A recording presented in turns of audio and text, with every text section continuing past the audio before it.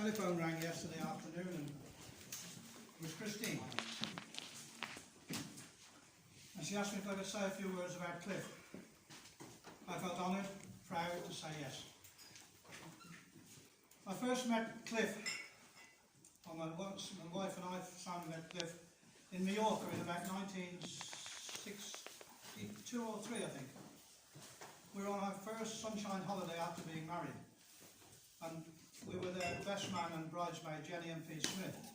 And Peter and I had gone down to the harbour to do a bit of fishing, and we came back. And there was my young wife, having tea and cakes on the balcony with this handsome young man. And that's where it all began. That's how we met Cliff. We became friends for just indefinitely.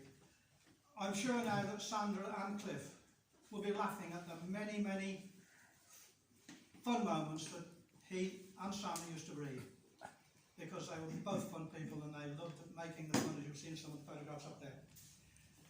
Eventually, after many hilarious holidays, Christine arrived, and then of course Karen. And we still had many, many times together. Cliff was a very generous man. He introduced us to the West End shows, to the Albert Hall parties, and of course to share his apartment in Torquay, which a lot of people here have been down, a lovely place. We have countless, and no doubt you have countless memories of Cliff, Christine and Karen, who are all welded at the heart. Eventually we were introduced to Jeff and Val, and that began a Christmas ritual at Oak Cottage, the likes of which will never ever be repeated or forgotten. Now, you all have so many fun stories about Cliff, and I promise, Christian, I won't be long, but there are so many. I must just tell one story that happened. We were all there at Cliff's apartment at the Osborne in Torquay.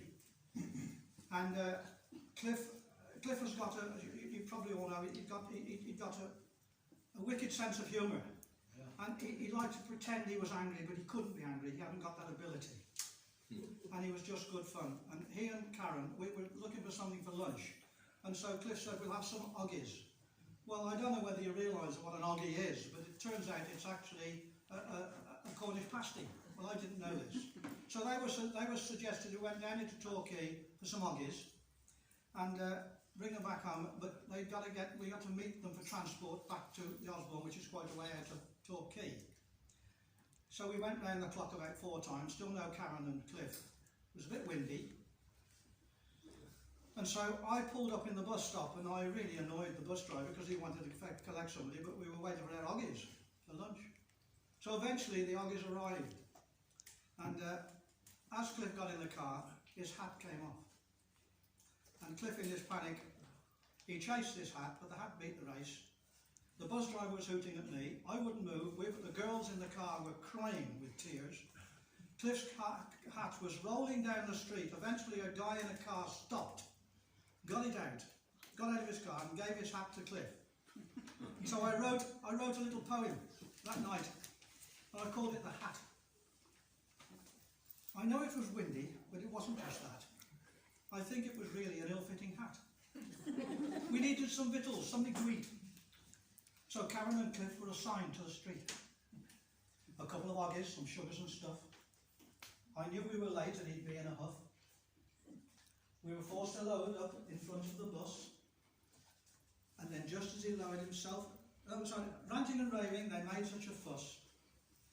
We were forced to load up in front of the bus. Then just as he lowered himself in the car, the wind came along and the hat just went far. I've lost the place. It dropped to the ground and it started to run.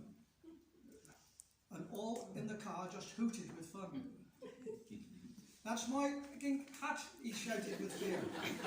But from hoots of the laughter, no one could hear. The hat did not stop, it was running so clear. Right round the clock on his way to the pier. And this is true, this happened in Torquay. On the way to the pier. Then a kind motorist said, just you wait there. But the busman was angry, he wanted his fare. I said I was sorry, he'd just have to wait. His hat's being chased by in there, my mate. I don't damn well care, the bus driver said. I thought he was going to hit me on the head. But all was resolved, the hatchet came back, and Cliffy received it and said, "Thank you, Jack." It all ended well, it's back on his head, but if you look careful, you can see the tyre tread.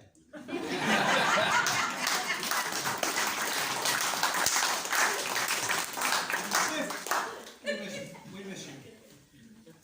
Ladies, gentlemen, family and friends, please be with me and drink a hearty toast to Cliff. To Dad.